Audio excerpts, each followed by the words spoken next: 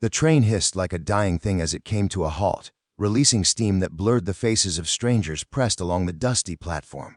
Clara Whitmore stepped down slowly, her black dress brushing against the iron step, her gloved fingers trembling around the single suitcase that carried what little remained of her life. Widow. The word had followed her for 2 years now like a shadow she could not outrun. It was stitched into the silence of every room she entered, written into the cautious way people spoke to her, and carved into the way her in-laws had looked at her that morning before they turned her out of their home. She had nowhere else to go. The station at Silver Creek was smaller than she'd imagined. Wooden planks, sun-bleached and cracked, a faded sign creaking in the wind, a handful of ranch hands waiting for supplies, and him, Harold Pierce, the man who had written the letters, the man who had promised stability, a house, respectability, a future that didn't feel like a grave. He stood stiffly near the baggage cart, hat tipped low, jaw tight, not smiling. Clara's heart stumbled. She stepped toward him, hope and fear warring in her chest. Mr. Pierce. His eyes lifted slowly. They scanned her from head to toe, lingering too long on the black of her morning dress. You didn't say, he said flatly, that you were still wearing widow's black. Her throat tightened. I thought it proper. A murmur moved through the small crowd. Harold exhaled sharply. I also didn't expect you to look so thin. The word struck harder than any slap. I've traveled 3 days. Travel doesn't change bone structure, he muttered. Clara felt the heat rise behind her eyes, but she would not cry. Not here. You wrote, she whispered, that you needed a wife. I need a strong woman for my ranch, he snapped quietly. Not someone broken.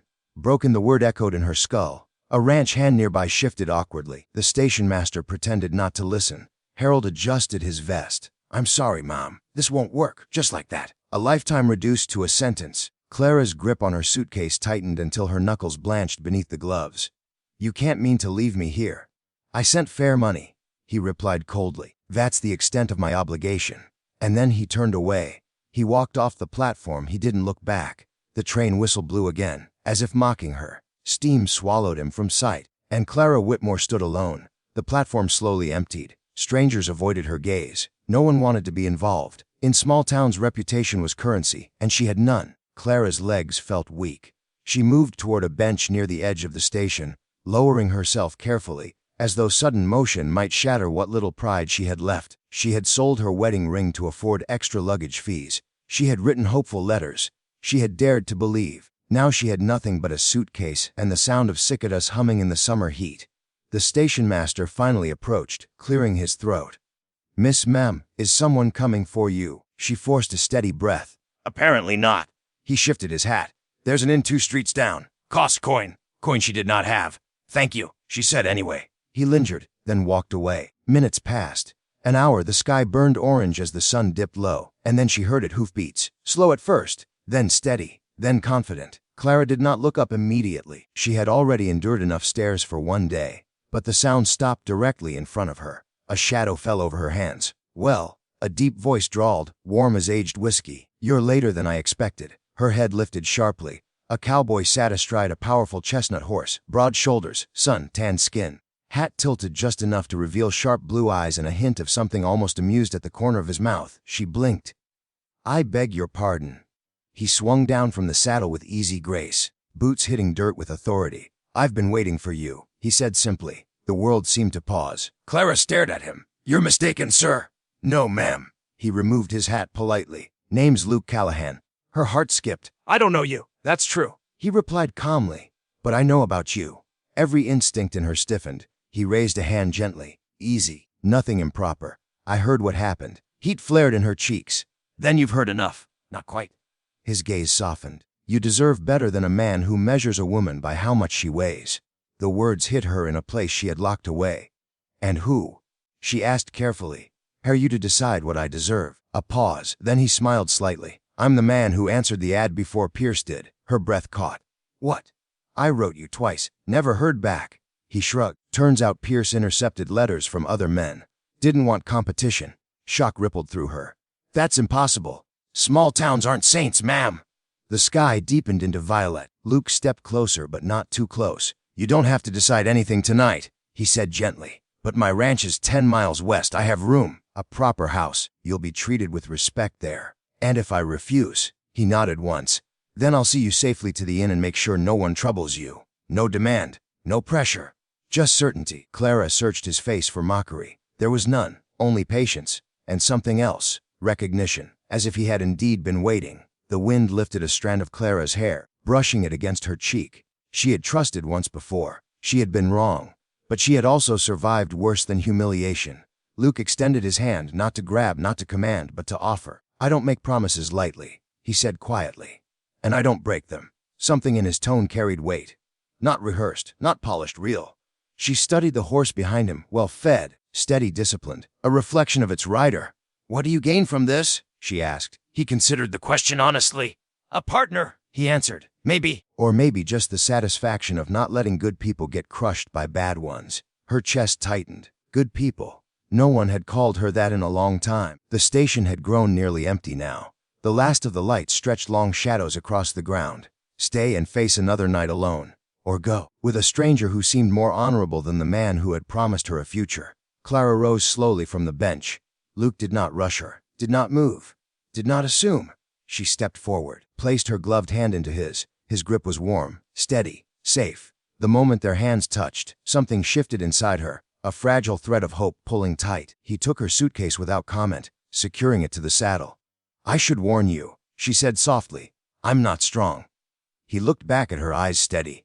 "You're still standing, aren't you?" The answer silenced every doubt. He helped her onto the horse with careful respect, then mounted behind her. As the horse turned west, away from the station, away from rejection, away from shame, Clara did not look back, because for the first time since her husband's death, she felt like she might be riding toward something instead of away from everything. And behind them, Silver Creek disappeared into the night. But ahead, a ranch waited, and a cowboy who had been waiting too. The ride west felt longer than 10 miles, not because the distance was far, but because Clara's thoughts would not rest. The rhythm of the horse beneath her, the steady warmth of Luke seated behind her, the fading glow of sunset stretching across the open plains, it all felt unreal, as if she had stepped into someone else's story. The sky burned orange and gold before melting into deep violet. Silver Creek vanished behind them, swallowed by distance and dust. Luke did not speak much, and strangely that comforted her. No forced conversation, no expectations, no rehearsed charm, only the sound of hooves against earth and the whisper of wind moving through tall prairie grass.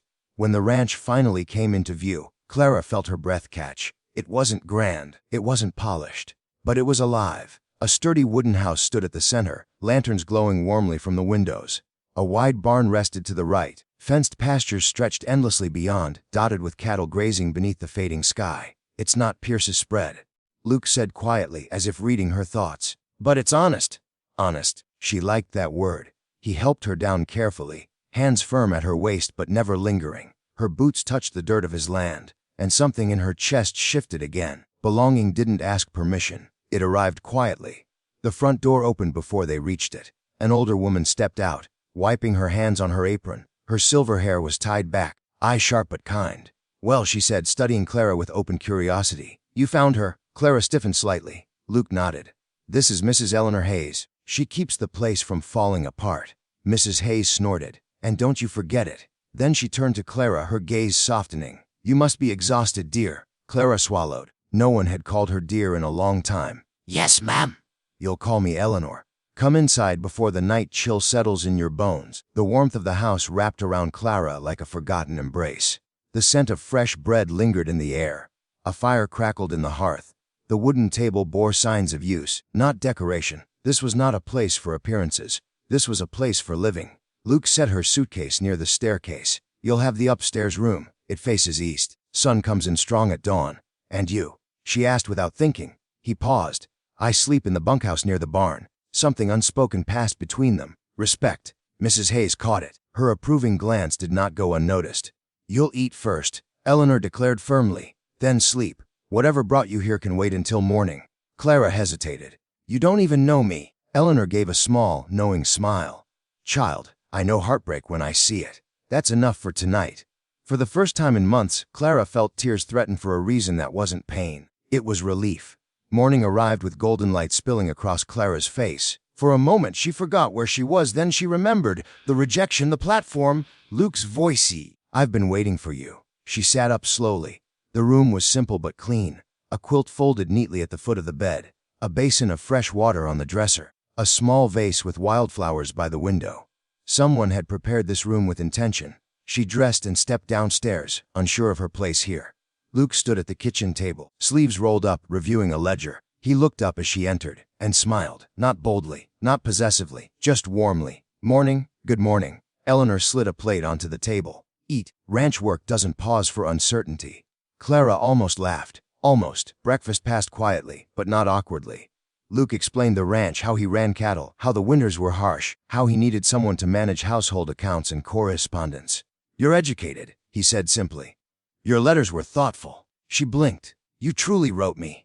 Twice. Anger flickered in her chest at Pierce, at the deception, at the manipulation. Before she could respond, the sound of hooves shattered the calm. Fast, urgent. Luke stiffened instantly. Eleanor's expression darkened. Clara turned toward the window. 3 riders approached. At their center, Harold Pierce. Her stomach dropped. Luke rose slowly, jaw tightening. "Stay inside," he said quietly. But Clara was already moving toward the door. She would not hide. Pierce dismounted with irritation clear on his face. His eyes locked onto Clara the moment she stepped onto the porch. "So," he sneered, "you wasted no time." The accusation cut. Luke stepped forward slightly, not blocking her but present. "You have business here?"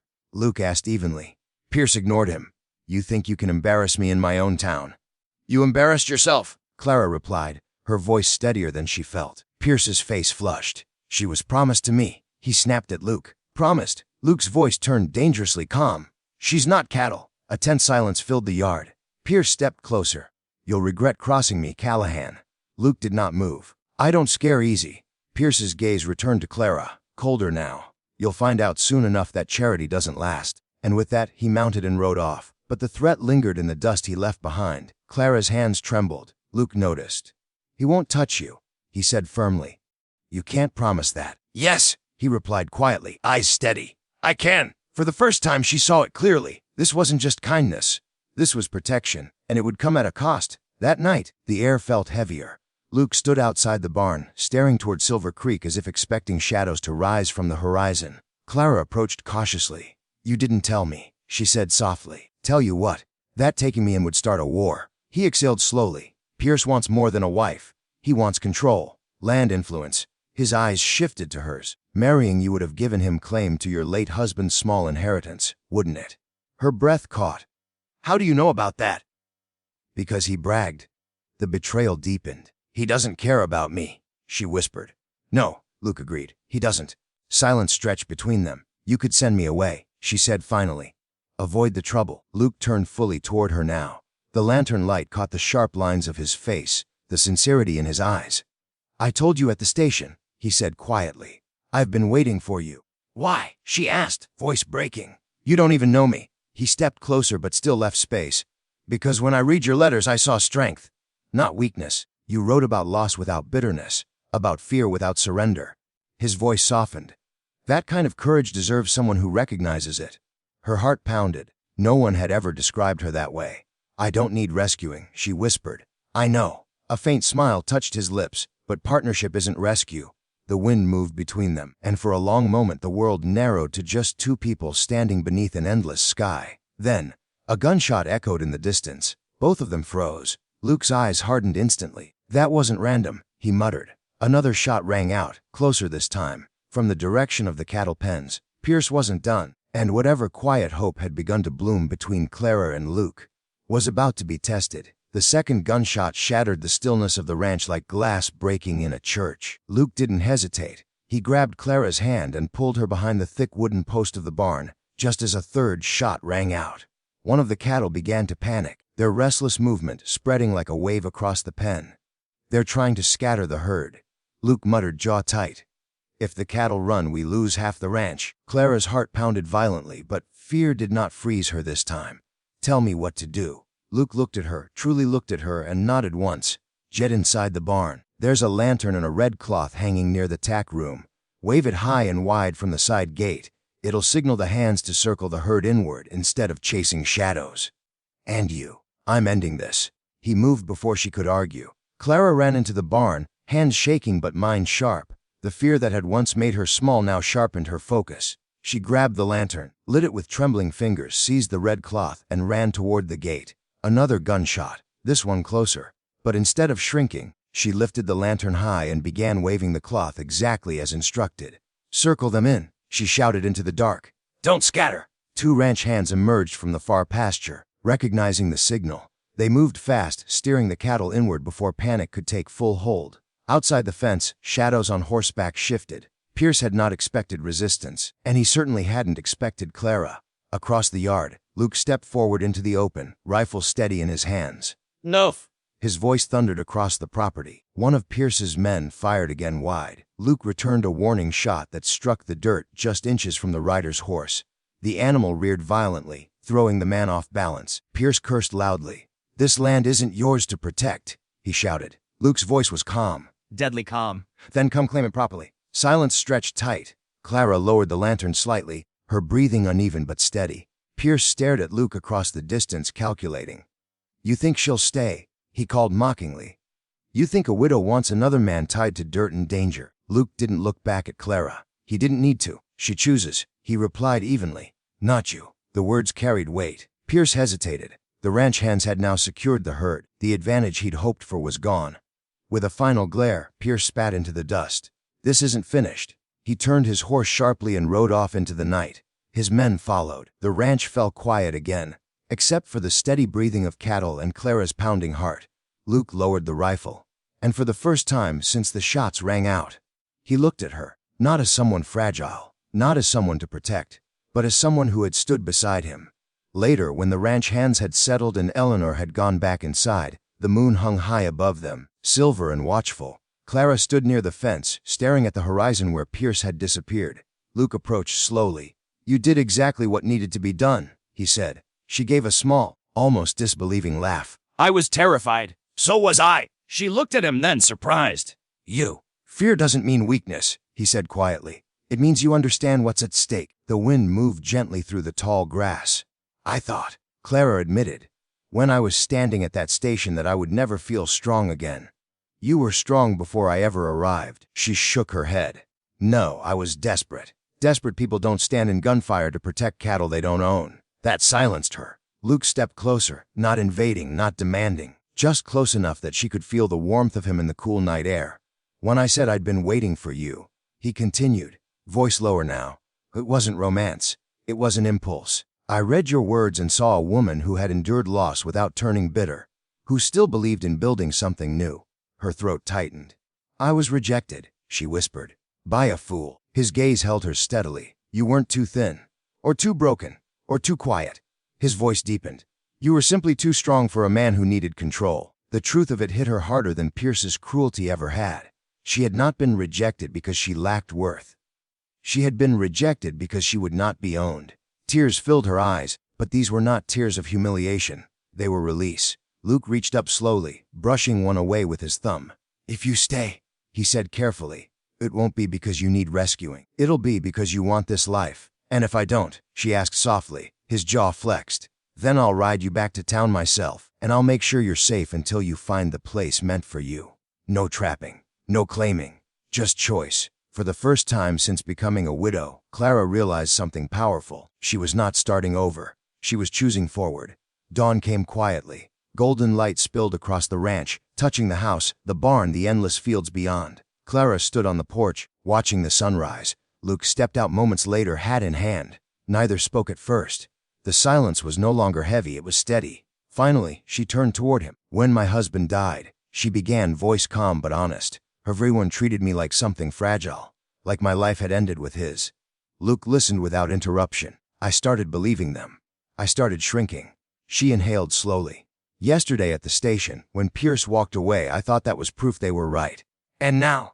he asked gently. She looked out at the land, at the cattle grazing peacefully, at the house that felt warmer than any place she had known in years. "Now I think," she said, "that maybe I was simply meant to arrive here instead." Luke's breath caught just slightly. She stepped closer. "I won't stay because I'm afraid to leave," she continued, "and I won't stay because I have nowhere else to go." She met his eyes fully. "I'll stay because I choose to." The words settled between them like a promise. Luke swallowed once, steadying himself. "I've been waiting for you," he repeated, But this time, it wasn't about rescue. It was about recognition. Two people who had endured different battles, two people who understood strength beneath silence. He extended his hand, not to claim, not to command, but to invite. Clara placed her hand in his. This time, it wasn't trembling. It was certain. In the distance, the horizon stretched wide and endless, not threatening, but full of possibility. Silver Creek would talk. Pierce would scheme. Life would not be easy. But Clara Whitmore was no longer the widow abandoned at a station platform. She was a woman who had been seen, chosen, respected, and loved, not for what she lacked, but for the strength she carried quietly all along. As the sun rose fully over the ranch, Luke smiled at her softly. Welcome home. And for the first time in years, the word felt true.